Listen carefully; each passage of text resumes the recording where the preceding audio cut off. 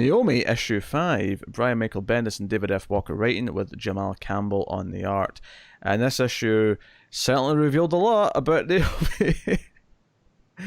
A whole lot. If you remember last issue, she ended, after getting told about her parents' backstory, she got handed this box, which had what looked like kind of a black or white lantern symbol combination on it. She goes to her best friend, and then she kind of reiterates what just happened after that moment with her parents. So it's kind of told in hindsight.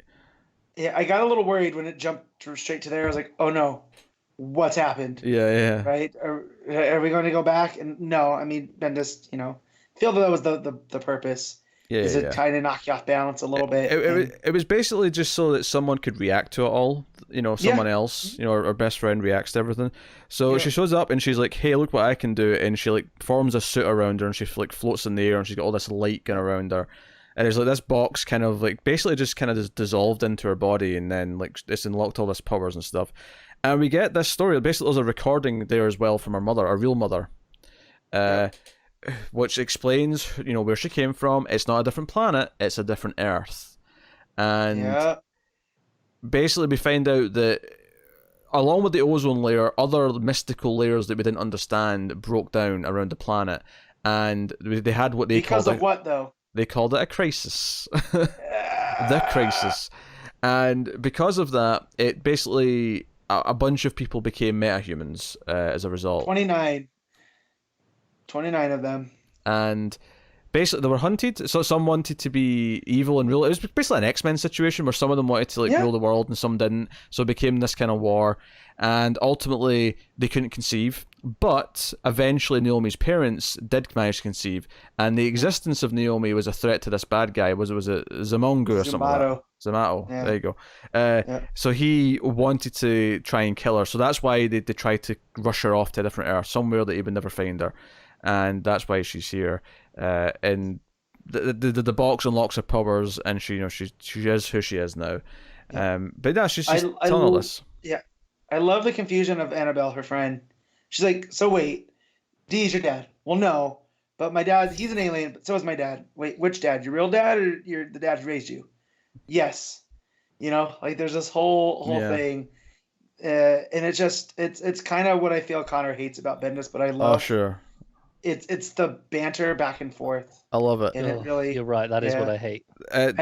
I love that full page, that 2-page spread of like their crisis happening, where stuff's falling out the sky. Is a really nice page. A lot of it is, admittedly, but that's really good. There's a lot of 2-page spreads actually as they're explaining all this backstory, and Campbell's just going nuts with his art.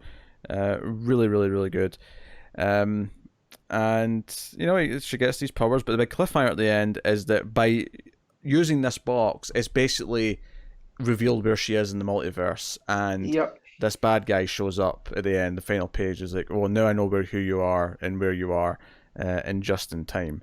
So he shows up at the end. He's a big bulky dude. Yep. He was on death row and getting ready to be executed when he got powers. When the crisis happened, when he got powered, and then he used that as justification. And I almost felt like it's this cult around him, and those are the people that were pursuing. So I didn't think about it being very X-Men until Pete had said that. But there's a very X-Men-ish quality, or Rising Stars. I don't know if you ever read that. It's been a while. Rising Stars was the J. Michael Straczynski book from the late 90s, where a meteor had went over Earth, and basically people being born at that moment were gifted superpowers. And like the one that was the most powerful was conceived at the exact moment. His name was Poet, and he was like this super emo. I forget what his powers were, and basically them being born with these powers changes the direction of Earth and whatnot. And here it's very much of that, where these 29 people were given powers, and it completely causes chaos. And you have some of them leave, some of them stay. The ones that stay end up rising to meet Zimbato, and like, I want to see this world now. Like, I was worried that he was just going to make it Gem World, right? Like, a crisis, because he's writing that in Young Justice. And then when we got to all this backstory, I was like, oh no, this is its own thing. So I want to see, I hope maybe that's what the next volumes of Naomi goes to. or the next seasons. I expect to see more of it. I think what I like about this book is how it's genuinely been this new and interesting thing where we didn't know where it was going. We guessed some weird things, but nothing really panned out. It was just it's different Earth, different. It's just Well, and we felt like, oh, it's Rand and Thanagar. He's using these DC things, but really the Dee and her dad being there had no impact of her showing up on that football field still. Oh yeah, no, that was almost like an intentional kind of like red herring for us as fans trying to figure out what was going on. But at the same time, it works because like the reason why they were drawn to that portal opening is because of their tech and because they're alien. Right. Yeah. Right. But her mother still would have came through that because she was seeking refuge on Earth with her daughter. And again, it's almost Superman in that way. It's the Moses story. Yeah. So. Oh man, it's really good. I wish Connor would read this. It is the most indie book feeling book I feel that DC's putting out right now, because I was getting vibes from Birthright. Not necessarily she's this chosen one, but like, she's this person out of her element right now, and figuring things out. Yeah, that's cool. But I'm reading a lot of indie books by people I do like, so I'm good. Well, yeah, but they don't have Rand and Thanagar in them. Connor. Yeah, and this I think will connect to the greater DCU at some point. I think Bendis is building her up, and it's going somewhere. Well, and again, I don't feel like there's this chosen one, but I do feel like she's been influenced by Superman, right? Like, there's this girl that felt a kinship with him, and their stories, not that they're that similar, but there's a similarity to them. I'd almost be willing to bet that at some point she's going to show up and save Superman when he's in trouble. Yeah, that'd be cool. What if Zumato, Zumundo, whatever his name was, what if he's that big of a threat that he can take on Superman? And it's going to be Naomi that helps out. Like, I'm loving this character, and I've seen a lot of people just be, they're not going to be happy, not in the Connor way, but people are upset over Bendis putting his quote daughter into books, like with Ironheart and Riri Williams and now Naomi, but I don't feel that at all. Like, I feel like Naomi's this character now that stands off on her own, even more so than Riri Williams did. I mean, right? Like, new characters are based on people all the time. Like, Stargirl's based on Jeff Johns' sister. Like, who gives a shit where the inspiration comes from? Well, I feel like these people have an issue with Bendis because they're people of color that are being created. Yeah, I get that feeling too, that there's some racism going on here, yes. Sneaking feeling. And that's why they have issues with it. But, like, I can kind of see what they're talking about, him creating these new characters, but new characters happen all the time, guys. Like, let's enjoy them. If you don't like Ironheart for whatever reason, that the way that she was wedged in there, because that was my main problem with her. Her entire origin was super clunky, versus here with Naomi, I feel like, oh no, this is firing on all cylinders. Like, it's almost like just doing something separate and building it from the ground up is more natural than going, oh hey, here's a new Iron Man. Yeah. Well, but he could have done that even with, like, look how he did Miles.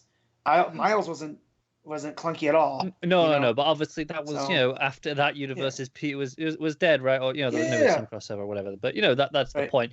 And it the stuff with Ironheart always felt like, oh hey, that stuff in Thor was successful. Let's just do that.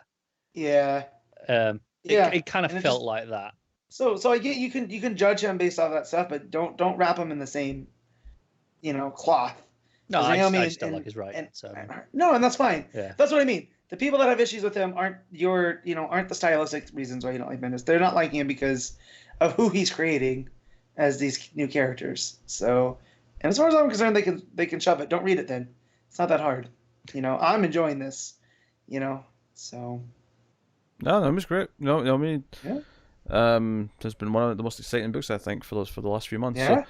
And then the art, of course, is fantastic. Campbell's killing it. Yeah, I saved this book for last now. This is, which is tough sometimes because, like, when you see the cover and it's like Naomi's origin, I wanted to read it first thing on Wednesday. Mm-hmm. But I was like, nope, I'm gonna build up to it. This is gonna be dessert.